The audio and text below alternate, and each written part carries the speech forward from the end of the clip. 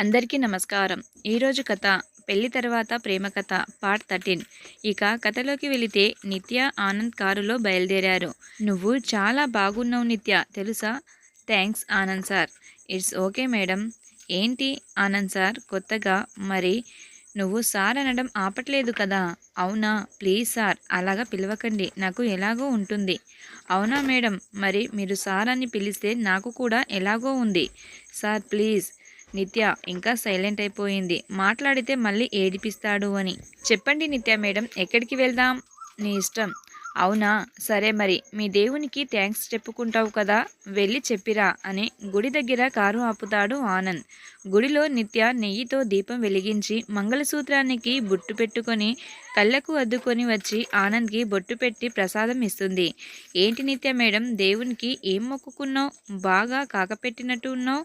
ఈ సంతోషం నాకు జీవితం మొత్తం ఉండని దేవుడా, నా ఈ ఆనందం నుండి దూరం చేస్తే తట్టుకోలేను" అని ఆనంద్ కళ్ళల్లోకి చూస్తూ ఆగిపోయింది. "నిత్య, సంతోషంగా ఉన్నావా?" "నిజంగా ఇక్కడ చాలా సంతోషంగా ఉన్నాను చూడండి" అని తన ముఖానికి చూపిస్తుంది. "సరే, నీకు ఒక విషయం చెప్పాలి. చెప్పకుండా ఉండడానికి ట్రై చేస్తున్నా, కానీ చెప్పకుండా ఉండలేకపోతున్నా."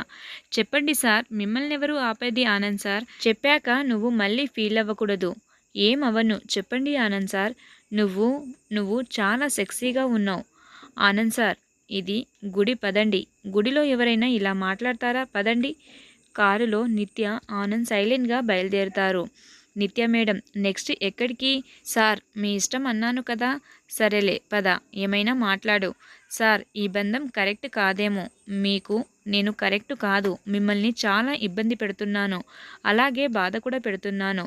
నేను ఈ బంధాన్ని అంగీకరించలేకపోతున్నాను" అని తల కిందికి వేసి చెప్తుంది, ఆనంద్ని ఫేస్ చేయలేక.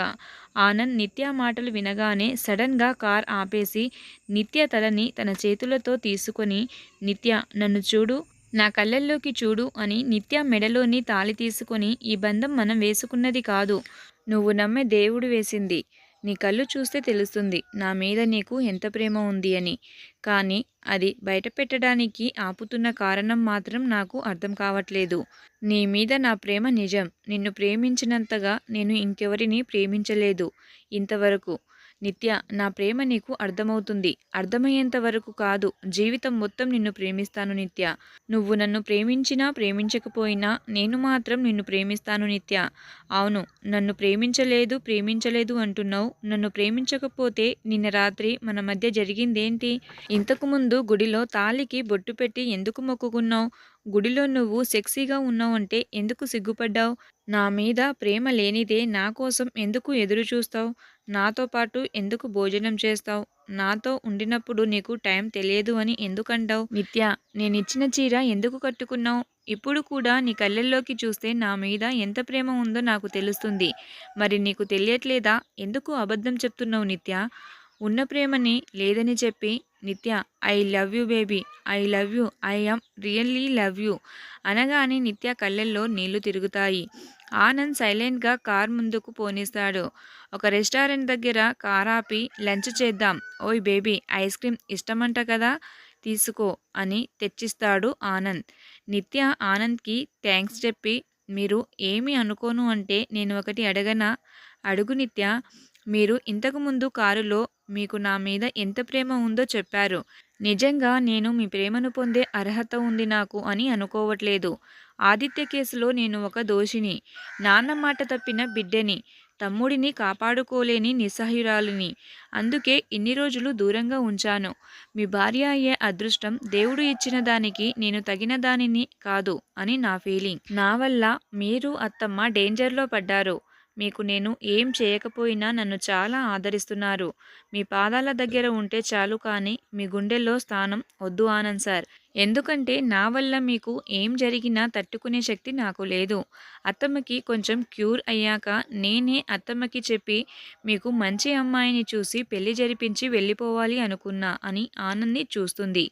ఆనంద్కి కోపం వచ్చినా కంట్రోల్ చేసుకొని, "నిత్య, నువ్వు ఫస్ట్ తిను" అని చెప్పి తను చుట్టూ చూస్తుంటాడు.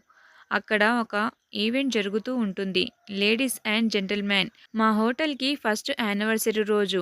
అందుకే ఈ డ్యాన్స్ ప్రోగ్రాం అరేంజ్ చేశాం. మీ ఫెయిర్‌తో వచ్చి ఇందులో పార్టిసిపేట్ చెయ్యొచ్చు అనగానే ఆనంద్ నిత్యాని చూస్తాడు. నిత్య నాకు డ్యాన్స్ రాదు సార్ అని చెబుతుంది. ఆనంద్ సీరియస్‌గా టేబుల్ నుండి వెళ్ళిపోతుంటే ఒక అందమైన అమ్మాయి హలో సార్! మీరు నాతో డ్యాన్స్ చేస్తారా? నిత్య ఆ అమ్మాయిని సీరియస్‌గా చూస్తుంది. అది గమనించిన ఆనంద్ నిత్యకి రివర్స్ భాషలో చెప్పాలి అనుకుని ఓ మై లేడీ! మీలాంటి బ్యూటీ అడిగితే కాదంటానా పదండి అని ఆ అమ్మాయికి చెయ్యి అందిస్తాడు. నిత్యకి తెలియకుండానే తన కళ్ళల్లో నుండి నీళ్లు వస్తాయి. ఆనంద్ నిత్యాని ఉడికించడానికి ఆ అమ్మాయి నడుము మీద చెయ్యి వేసి చాలా క్లోజ్గా డ్యాన్స్ చేస్తుంటారు. నిత్యకి కోపం చాలా పెరిగిపోయి డ్యాన్స్ ఫ్లోర్ మీదకి వెళ్ళి ఆ అమ్మాయితో హలో మీరు ఎవరినైనా చూసుకోండి ఫెయిర్గా మా వారితో నేను డ్యాన్స్ చేయాలి అనుకుంటున్నా అనగానే ఆ అమ్మాయి ఆనంద్ని చూసి చిన్నగా నవ్వుతూ హ్యాండ్సమ్ నీకు నిజంగా పెళ్ళైందా? ఓ గాడ్ సరేలే పర్లేదు అని ఆనంద్ బుగ్గ మీద ముద్దు పెట్టి బాయ్ అని చెప్పి వెళ్ళిపోతుంది. ఆ అమ్మాయి చేసిన పనికి నిత్య ఆనంద్ షాక్లో ఉండిపోతారు. ఆనంద్ని కోపంగా చూసి నిత్య హోటల్ బయటికి వచ్చి ఆటోలో ఇంటికి వెళ్ళిపోతుంది. ఆనంద్ పిలుస్తున్నా పట్టించుకోకుండా వెళ్ళిపోతుంది. ఆనంద్ కూడా నిత్య వెనకాలే ఇంటికి వెళ్ళాడు. నిత్య కోపంగా లక్కీ రూమ్లోకి వెళ్ళి లక్కీ ఆంటీ మీద పడుకొని ఏడుస్తుంది. లక్కీ ఆంటీ నిత్య ఏడవడం చూసి కంగారు పడి ఏమైంది నిత్య ఏమైంది అని అడుగుతుంది.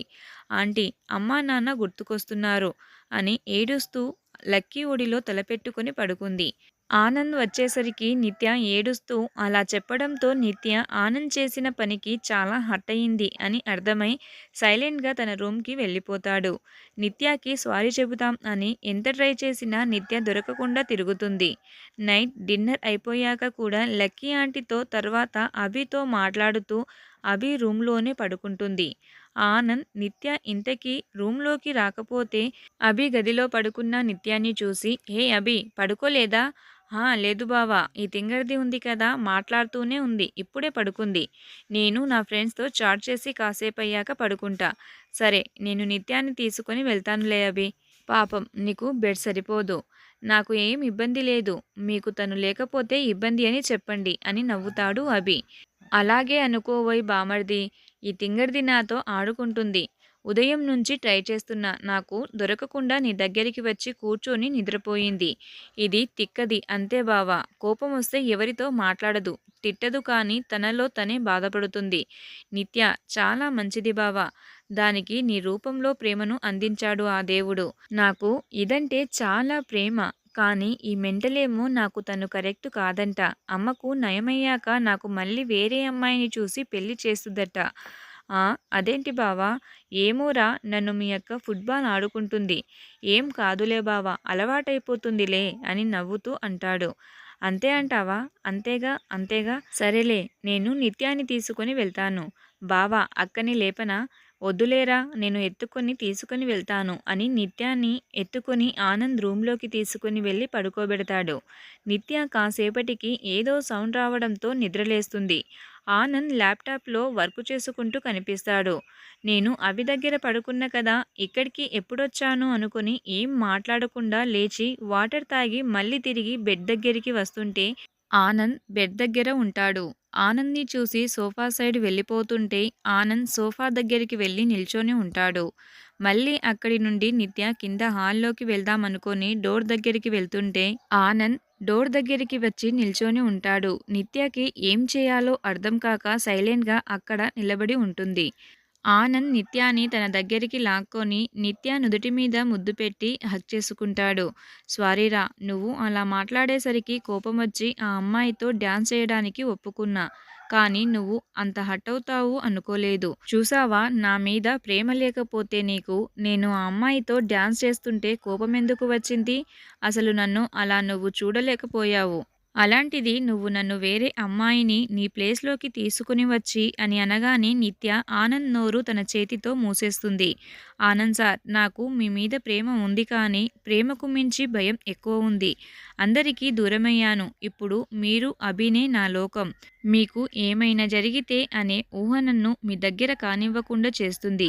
పిచ్చి నిత్య నేను ఉన్నా కదా నీ దాకా రావాలి అంటే నన్ను దాటాలి. నిన్ను చెప్పేది కూడా అదే ఆనంద్ సార్. Baby please. సరేరా ఇక్కడ కూర్చో. చెప్పండి. ఏం చెప్పను? నీ మీద పడుకుంటా. నాకు నిద్ర వస్తుంది. అలాగే బాగా హెడేక్‌గా ఉంది. అవునా? ఆయిల్ మసాజ్ చేయనా? సరే. నిత్య ఆయిల్ తీసుకుని వచ్చి ఆనంద్ తలకి ఆయిల్ పెట్టి మసాజ్ చేస్తుంది. అబ్బా! చాలా రిలీఫ్‌గా ఉంది.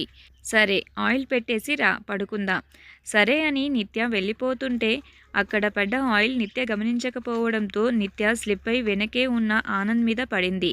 ఒకసారి నిత్య ఆనంద్ ఇద్దరు దగ్గరికి వచ్చేసరికి నిత్య లేవబోతుంటే ఆనంద్ నిత్యాని లేవకుండా పట్టుకొని ఇంకా దగ్గరికి లాక్కొని ఇలాగే తన పెదవులను అందుకొని నిత్యకి ముద్దు పెడతాడు.